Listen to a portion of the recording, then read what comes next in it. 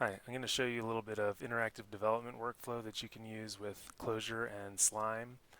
These are just two tools that can help you uh, develop automation quicker.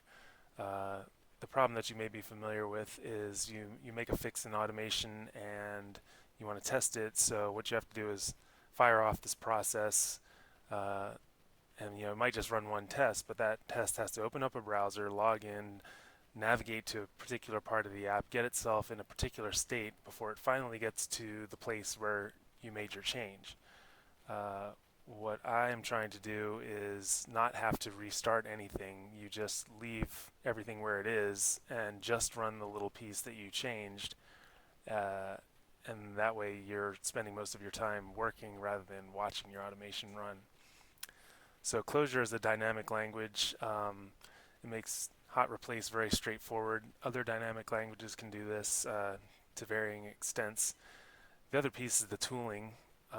Slime is it enables two-way communication between your editor and your running program. It sends new pieces of code to be inserted and executed, and then it'll send back the return value of any expression you want to evaluate. So that's actually what I have right here is a prompt where this is my editor, and I can also send it an expression to evaluate, and it sends back too. Um, so that really is not the tricky part. The cool part is even in your source file, you can do the same thing. So I can say evaluate. See slime eval last s expression. I don't know if you saw that appear at the bottom there. It shows 2. Right now it disappears, but anyway. So I'm just going to show you a quick demo, sort of a contrived test case, but it makes the point of what I'm trying to do.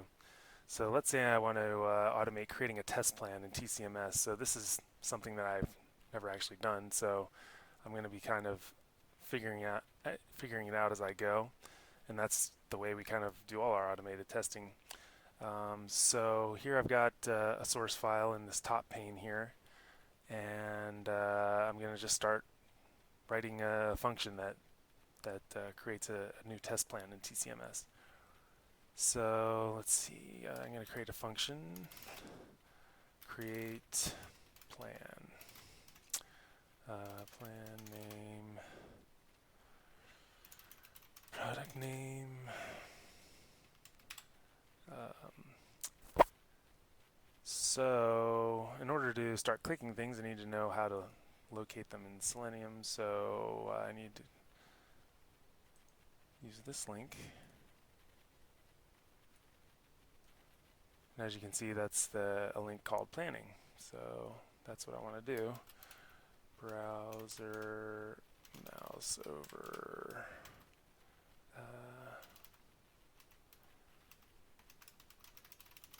Oops. So now I'm already to the point where I can try this. So I don't want to run this whole function. I just want to run that one line that I just typed. Align things here so you can see it. So I just put the cursor at the end of the expression that I want to run, and I evaluate it. Let's say I have an error, invalid XPath. So this is a perfect example. I can fix that by fixing my XPath because I forgot the closing brace, and I just evaluate it again. Oops, I forgot another thing. I also forgot the closing quote. See, I already fixed 2 bugs, and there, now I've fixed it. So now I continue.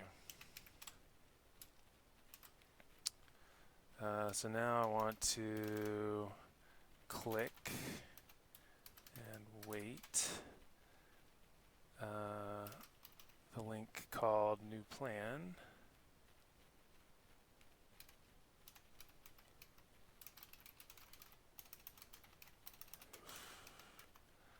Let's see if that works. Yep. So now on to the next step. So I want to fill in this text box here. Let's see how I find that. It's called name.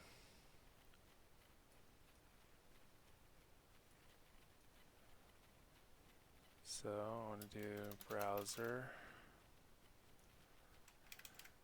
set text name.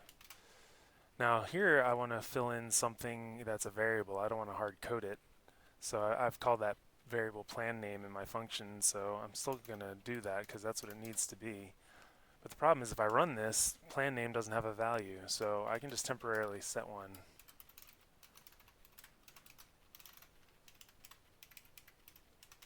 And I execute that, and that inserts it into the running process. So if I want to know what plan name is, I can evaluate that. And you can see down at the bottom it says Jeff2. So now if I run this, you can see it filled it in. Here, let me show you that again. Alright, so that step's done. Now notice I haven't even saved this file yet. I'm just sending bits of code to the running process and it runs them. So what's next?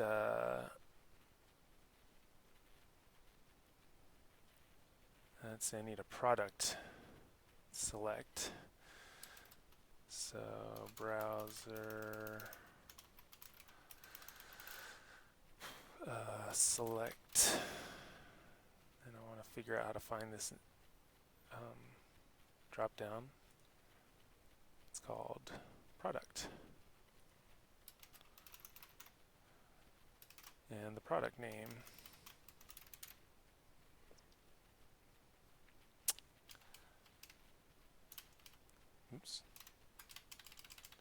I need to set another variable for that, just to use temporarily.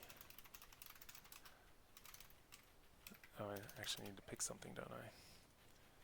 Something that won't mess up anyone. How about delete me test?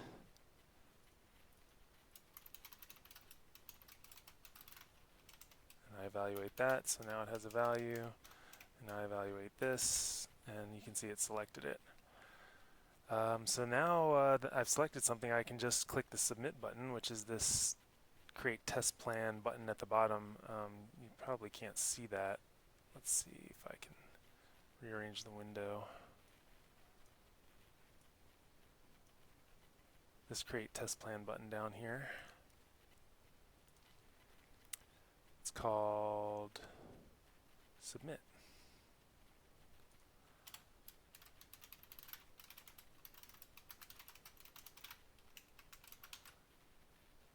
Submit not found. Oh, actually I need to select it by its value. Create test plan.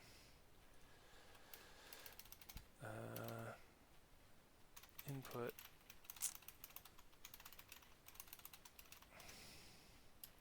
value equals create test plan. Something like that. Is that right? Oh. It's a little t and a little p. And now I evaluate that. And it clicked it.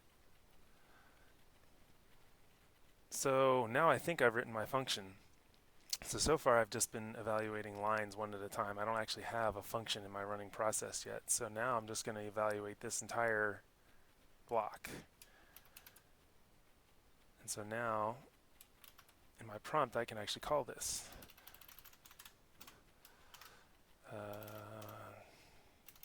My new plan. And I still want to use that same product name.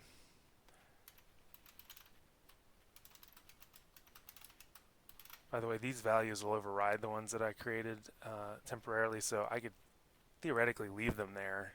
They won't hurt anything, but before I check it into my source control, I'm going to delete those fake variables. So let's see if this works.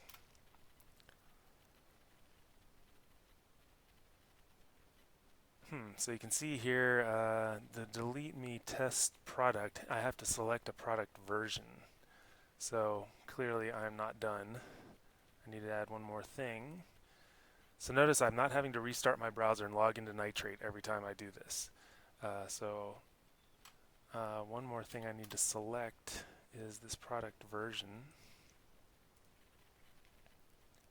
And it is default product version.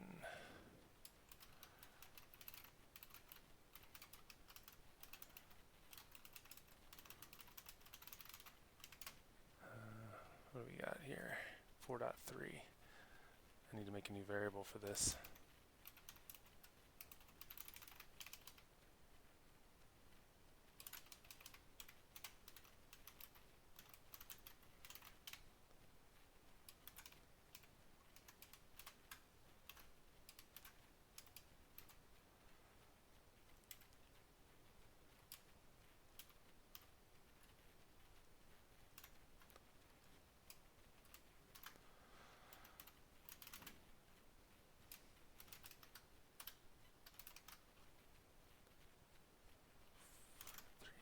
So I evaluate that.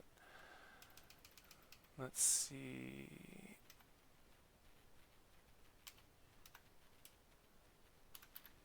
And that selects it. I probably want to select that before, after the product name, because I think the version is populated by the name. So let's swap those two lines. And I think that I'm ready to test it again. So I evaluate the entire function again to replace it. And now I also need to select my version.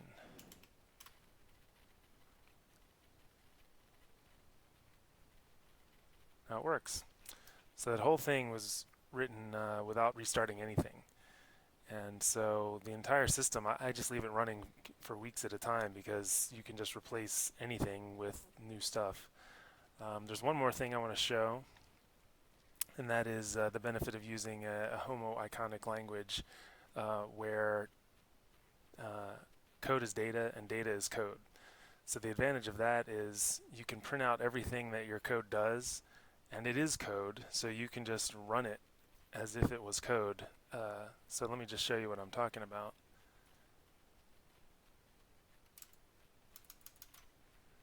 So here I have some trace output of a test that I ran. And so it looks like data, but really what you're seeing here is function calls. So for instance, this create user, that's a call to an existing function, and it's actually showing you the actual values that were passed in. So you can just copy this and you can paste it. Well, first I need to switch to the new app because this is for Catello.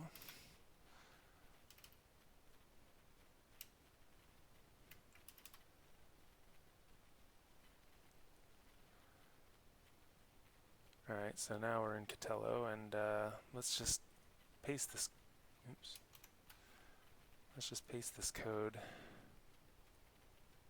Let's say this failed and I want to rerun it. I just paste it in here. Oh, I forgot the paren. Let's see if I can do this right. Copy, paste.